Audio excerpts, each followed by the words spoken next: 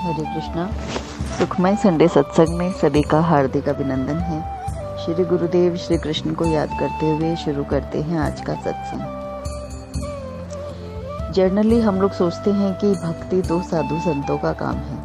हम गृहस्थ जीव कैसे भजन कर सकते हैं, कैसे भक्ति कर सकते हैं। तो इसी बात पर एक प्रसंग समक्ष आया कि नारद जी बात बात पर नारायण नारायण कहा करते और इस प्रकार दिन में कई बार भगवान का नाम लेते थे। एक दिन उनके मन में ये विचार आया कि वे बहुत बार भगवान का नाम लेते हैं, अतः वही भगवान के सबसे बड़े भक्त हैं। ये सोचकर नारद जी विष्णु भगवान के पास पहुंचे और पूछा, भगवान आपका सबसे बड़ा भक्त कौन है? विष्णु भगवान ने कहा, अमुक गांव का अमुक किसान मेरा सबसे बड़ा भक्त है। नारद जी को बड़ा धक्का लगा। उन्होंने भगवान के कथन की पुष्टि के लिए अपने को संभालते हुए भक्त किसान का नाम पता नोट करा और उस किसान के गांव चल पड़े। वहां जाकर देखा कि किसान ने सुबह 4 बजे उठकर 2 बार नारायण नारायण का, फिर नांद में भूसा खली पानी डालकर बैलों को लगा दिया। दैनिक क्रिया के बाद सुबह का जलपान करा। सूर्योदय के साथ ही हल बैल लेकर खेतों में चला गया और 10 बजे पत्नी द्वारा लाया हुआ कलेवा करा, भोजन खाया और पुनः खेती में लग गया। दोपहर में जाकर खाना खाया, सुरती खाया, बैलों को नांद पर लगाया और फिर वापस खेतों में काम करा और सूर्यास्त के समय घर लौटा, हाथ मुंह धोकर खाना खाया और फिर 2 बार नारायण नारायण कह के सो गया। अब नारद जी को बड़ा आश्चर्य हुआ। किसान द्वारा दिन में केवल 4 बार नारायण नारायण कहा गया, जबकि वे स्वयं दिन भर नारायण नारायण नारायण की रट लगाए रखते, किंतु उन्हें भगवान ने अपना बड़ा भक्त नहीं माना और किसान को अपना भक्त मान लिया। नारद जी को बड़ी मन में हर्ट हो गई। नारद जी ने अपनी आशंका, अपनी व्यथा भगवान को बताई। तब भगवान ने नारद को एक पूरा जल भरा कटोरा दिया और कहा, इसको लेकर आप सूर्यास्त तक भ्रमण कीजिए, लेकिन ध्यान रहे इसमें से एक बूंद भी पानी नहीं गिरना चाहिए। यदि ऐसा होता है तो मेरा सुदर्शन चक्र आपके पीछे रहेगा और एक बूंद भी पानी गिरा तो वह आपकी गर्दन काट देगा। नारद जी ने जल भरा कटोरा लिया और सुबह से शाम तक भ्रमण किया। सुदर्शन चक्र पीछे है, इस चीज की तो उनको टेंशन थी। इस टेंशन में वो पूरा कंसंट्रेशन के साथ जल के कटोरे को देखते रहे। सूर्यास्त हुआ, सुदर्शन चक्र ने पीछा छोड़ा, तब उनकी जान में जान आई। कटोरे से पानी नहीं गिरा। उन्होंने राहत की सांस ली। नारद जी विष्णु भगवान के पास पहुंचे। विष्णु जी से ने पूछा, भ्रमण कैसा रहा? नारद जी ने उत्तर दिया, आपके सुदर्शन चक्र व भरे पानी के कारण भ्रमण में तनाव ही तनाव रहा। तो विष्णु जी ने कहा कि भ्रमण में कितनी बार मेरा नाम लिया? तो बोला, भगवान एक तो जल भरा कटोरा लेकर चलना और ऊपर से सुदर्शन चक्र का पीछे चलना, उसमें पूरा ध्यान तो उसी में ही लगा था। अब मैं आपका नाम कहाँ से लेता? जिसके पीछे सुदर्शन चक्र चला हो और वो जल का कटोरा हाथ में है, उससे एक ड्रॉप भी नहीं गिरनी चाहिए। जब इतनी टेंशन के साथ मैं चल रहा था तो मैं कैसे आपका नाम लेता? नारद जी ने कहा। तो विष्णु जी ने कहा कि इस प्रकार गृहस्थ जीवन की आपाधापी, आजीविका अर्जन और तरह तरह की बहुत सारी कठिनाइयाँ, परेशानियाँ, उन सब के बाद भी किसान मेरा नाम लेता है सुबह और शाम, तो निश्चित रूप से वह मेरा सबसे बड़ा भक्त है। तो भगवान हमें इस प्रसंग के माध्यम से समझाना चाहते हैं कि असली भक्त वही है जो सभी तरह की परेशानियों को झेलकर भी प्रभु को नहीं भूलता। अब हम आज के मॉडर्न युग में, आधुनिक युग में, हम हिमालय पर जाके तपस्या नहीं करेंगे, कोई गुफाओं में बैठकर तपस्या नहीं करेंगे, लेकिन जो ग्रस्त जीवन है इसमें जो तप है वो है कि हम कैसी भी परिस्थिति में प्रसन्न कैसे रहते हैं, अपने सत्य को कैसे नहीं छोड़ते, या हम अपने सद्गुणों के साथ कैसे अपना जीवन यापन कर रहे हैं।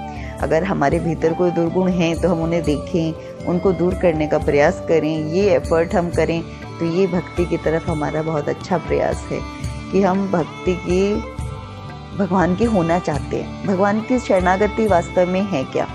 भगवान की शरणागति यही है कि हम सब कुछ अपने दैनिक कर्मों को करते हुए भगवान को कभी ना भूलें। जितने भी संत हैं, जितने भी साधु हैं, जितने भी भक्त हुए, सब यही कहते हैं कि प्रभु को याद करो, मन से याद करो, सच्चे मन से, कि वो आपके हर कर्म अपने आप के दैनिक नित्य कर्म का एक अंग बन जाए, एक पार्ट बन जाए। प्रभु से रिश्ता बना लो या प्रभु से इतना प्रेम करो कि भगवान आपसे ऑल टाइम कनेक्टेड रहे, आपके मन में हर समय भगवान का नाम चलता रहे। अब मीरा जी को विष का प्याला दिया, उनके अपनों ने दिया। ध्रुव भगत को उनकी माँ ने, सौतेली माँ ने वन में भेजा, तब उनको परमात्मा की गोदी मिली। अब वो सतयुग था, वैसी हार्ड तपस्या हम नहीं कर सकते। लेकिन जब हमारे अपने या अपने क्लोज रिलेशन वाले हमें दुख देते हैं, तकलीफ देते हैं, या कोई ताना देते हैं, या कुछ भी किसी भी तरह का हमारे लिए अगर उनके मन में कुछ भी नेगेटिविटी है, तो वो जब कोई ऐसा एफर्ट करते हैं जिससे हमें तकलीफ होती है, तो उससे क्या होता है, उस दुख से हमें प्रभु की और याद आती है, हम भगवान के एक स्टेप और चले जाते हैं आगे।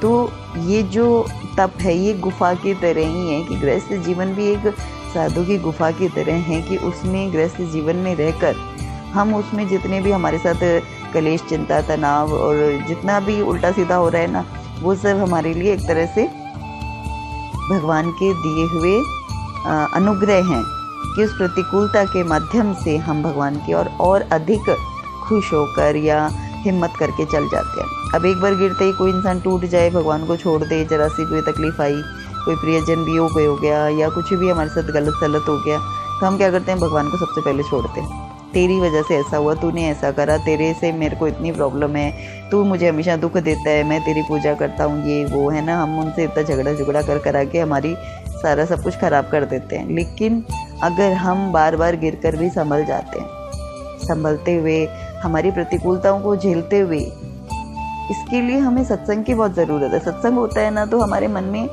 मनोबल बना रहता है, हमारी आत्मशक्ति का विकास होता है, वो दृढ़ होती है, भगवान के प्रति श्रद्धा बढ़ती है। और गुरु का हो जीवन में सानिध्य है तो फिर तो बस सोने पे सुहागा है प्रभु से। अब जिनके गुरु हैं वे गुरु के सानिध्य में एफर्ट करते हैं, गृहस्थ जीवन में रहते हुए भी गुरु के मार्गदर्शन में वे अपनी भक्ति को प्रगाढ़ करते हैं। लेकिन जिनके गुरु नहीं है वे भी हताश और निराश ना हो।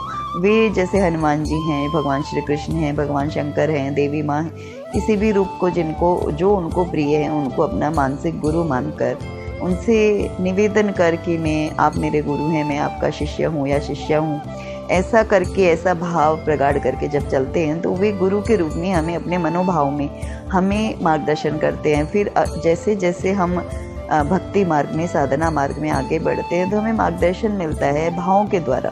प्रभु तो अब ऐसे प्रकट होकर तो हमें बताने वाले हैं नहीं, वो अवस्था तो पता नहीं कब आएगी, क्या पता कितने जीवन लगेंगे और क्या पता एक क्षण में मिल जाए, क्योंकि प्रभु तो मिले हुए हैं। पुकार की देरी है, प्रहलाद जैसी पुकार, मीरा जैसी पुकार, ध्रुव जैसी पुकार, तो वो पुकार आने में समय लगेगा, है ना, और वो हमें पता है।